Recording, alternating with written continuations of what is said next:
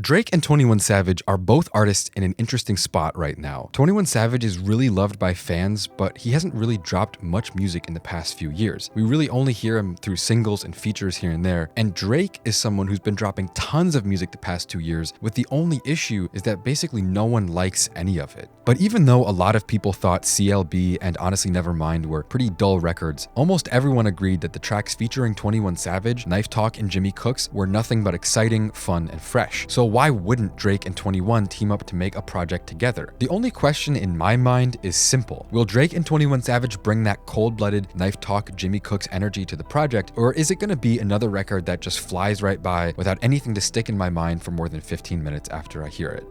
21, can you do something for me? The first 3 tracks on Her Loss are a pretty good run of songs. Rich Flex, Major Distribution, On BS, they're 3 songs that feel tough, exciting, and big. But I think Drake and 21 Savage understand that even though Jimmy Cooks was a banger, they're not going to get away with making 16 versions of that same song. So they started switching it up as early as track 4. Back Outside Boys is a Drake solo track that features Lil Yachty making Pokemon noises throughout the whole song. It sounds like it wants to be a little bit different, maybe a little whimsical or silly, but after listening to this track 2 or 3 times, it honestly didn't end up being memorable enough to even really describe, other than the one line where Drake forgets he's not actually from Atlanta and he says, "Who the president? I never voted once," as if he has a choice to vote or not. You know, you're Canadian, Drake, you're from Toronto. Honestly, it was just kind of a lame bar and it just stuck out to me as being stupid. Anyway, the next track, Privileged Rappers, also ended up being a nothing of a song. It's just 2.5 minutes long and Drake really says nothing except "I hate a privileged rapper," and I'm just thinking maybe Drake didn't have the most privilege growing up as a kid, but out of all the mainstream rappers around today, how is he not the most privileged one out of all of them? And then the rest of the song is just 21 Savage kind of aimlessly horny posting on top of a repetitive beat, and this is really just another forgettable song. You know, the performances aren't that great here. There's nothing really to listen to. It's just kind of like background noise. To you, hope you ain't loving the crew.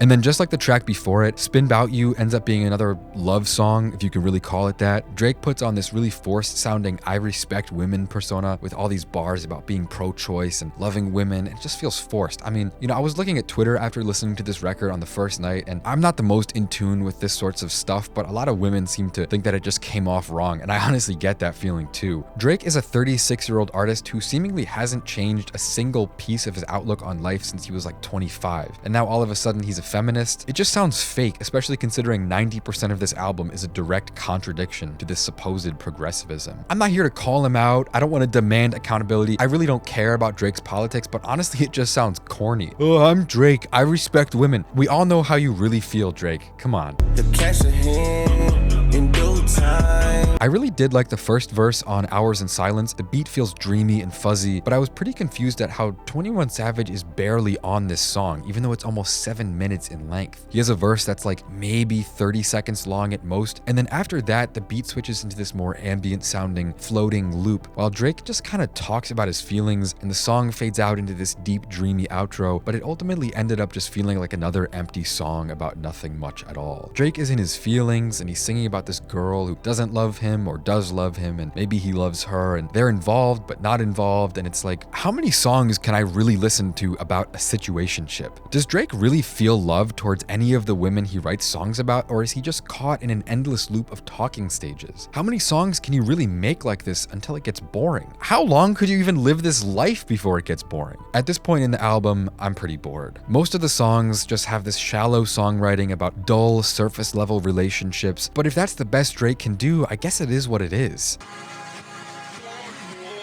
I've been blowing through them. Circo Loco has a really cool Daft Punk sample that's just ruined by a horribly uninteresting flow from Drake and the way that these generic sounding drums completely drown out the melody from Daft Punk. Like, why would you spend all that money to clear a really famous iconic sample and then just turn what was an iconic groovy song into something so dull? And the subject matter of Circo Loco is also just, it's a huge ordeal, as Drake calls Kanye his ops, even though they just did a concert together last year where Drake was standing in the audience crying while Kanye performed. Like, what is this even about? You know, it's, oh, Kanye's my op. Bro, you were crying at a Kanye show like 11 months ago. I do think it's funny that people somehow interpreted Drake's reference to BBLs as a diss to Megan Thee Stallion when it obviously wasn't that at all, you know?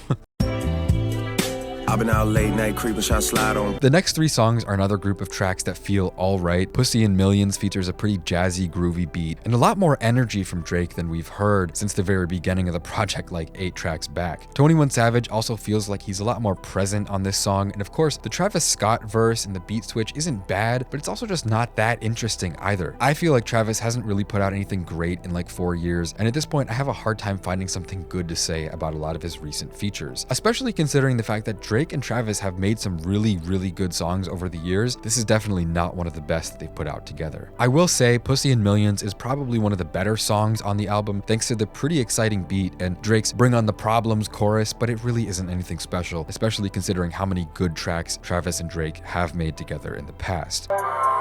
Yeah. I really like the song Broke Boys, which immediately goes crazy with a distorted industrial sounding beat that sounds like it's based on an air raid siren, and it's also one of the few tracks on this record that actually feel like an equal exchange from 21 and Drake, like they actually made the song together. Yeah, I really did like this track. It's definitely a standout from Her Loss. Yeah.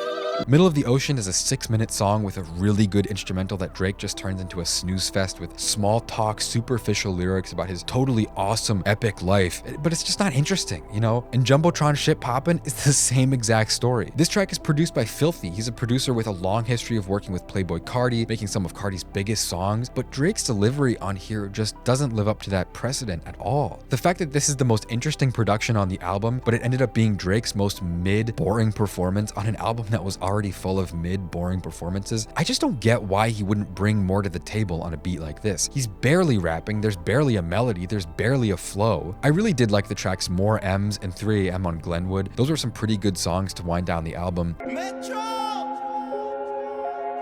More M's has a great trap beat from Metro Boomin, and it's one of the only songs on the entire album where 21 actually has the spotlight and Drake is actually putting in work at the same time. It has that knife talk, Jimmy Cooks spirit in a big way, but it's kind of sad that it comes so late in the project. 3 AM on Glenwood is like a soul-searching, real talk 21 Savage track that some people might enjoy. It's not bad, but it's not my thing either. And the last track, I Guess It's Fuck Me, is a pretty good final song in terms of production. It kind of has an old Drake feel with the trumpets and the distorted piano, but at the same time, it reminds me again of just how uninspired this album really is. It's just another song that isn't particularly about much. It's a victory lap to close out a project that ultimately made me feel like I spent an hour listening to nothing much at all. Is Her Loss a well-executed project? Is it a fun, fresh compilation of the 21 Savage and Drake format that's already proven successful over the past few years? To me, it's really not that good. One of the first things I noticed right out of the gate is that this is barely a collab album. It feels a lot more like a Drake album where every single song has a 21 Savage feature. Throughout the record, there are just these tracks that don't sound like 21 Savage songs at all, and while he's on the song, he just kind of throws in a verse here and there. There honestly isn't anything darker, more raw, or interesting on this album than there was on Certified Lover Boy. It pretty much sounds like CLB Part 2 featuring 21 Savage, and that just isn't something that I'm excited to listen to. It could have been so much more. It could have been moody, atmospheric, and minimal. It could have had the 21 Savage touch to it. And Drake is just still making this kind of shallow, boring, impersonal, and surface level type of hip-hop R&B that doesn't really settle on a single sound at all. And he's been doing this for so long. 5 albums at this point. He just keeps dipping his toes into different styles without ever making something that sounds authentic or genuine. And this is like the 5th album in a row of him doing this. I've always felt like Drake might be the most interesting and the least interesting person in the music industry at the same exact time. And which side of the scale he's on depends on which project you're listening to. But in the last few years, he's quickly become one of the least interesting rappers in the mainstream. It's definitely good that the most popular musical artist in the world is someone who's always willing to try new things, and he basically has like 30 different genres and sounds represented throughout his catalog, but at the same time, the problem with Drake is that he's not really from any of them. I'm not trying to get into identity politics or anything like that, but at the end of the day, Drake albums always feel fake. Pretty much everything he's ever made can be summed up as Drake tries house, Drake tries drill, Drake tries soul. But because he doesn't have a sound that is Drake's, none of his music ever feels real. If you look at the big 4 hip-hop titans of the last 10 years, Drake, Kendrick, J. Cole, and Kanye, we've seen these guys grow up. We've seen them get married and have kids and kind of move on with their lives, and there's a very real humanity to the evolution their music has seen over the years. And I think Drake had that character for a little while, but eventually he just started making this half-baked music, and his persona and lyrics went down the same lazy direction. There are still lots of Drake songs that I'll put on a playlist whenever he drops, but when I really ask myself, what do Drake albums offer me in comparison to how much I enjoy and love something like Mr. Morale or Donda, there's no comparison at all. Nothing. None of us watching this know who Drake really is as a person, but his music presents the picture of a man who just doesn't have that much going on. The content of his songs is dull and flat. It speaks to the worst, most lazy side of me as a listener. If I really examine what I enjoy about Drake's songs, I think the answer would be I enjoy the mindlessness and the ability to zone out while I'm listening to it. And is that really what I want from the music I'm listening to when there's so much music out there that's lyrically, emotionally, and sonically challenging? Is that really good art? How many times can I really listen to a song about flexing on broke boys and getting into situationships with girls that he doesn't really love? How many albums can you make with the same stories, the same lyrics, and the same beats in a row before people start getting bored? Especially when it's a formula that wasn't even really that good to begin with. I mean,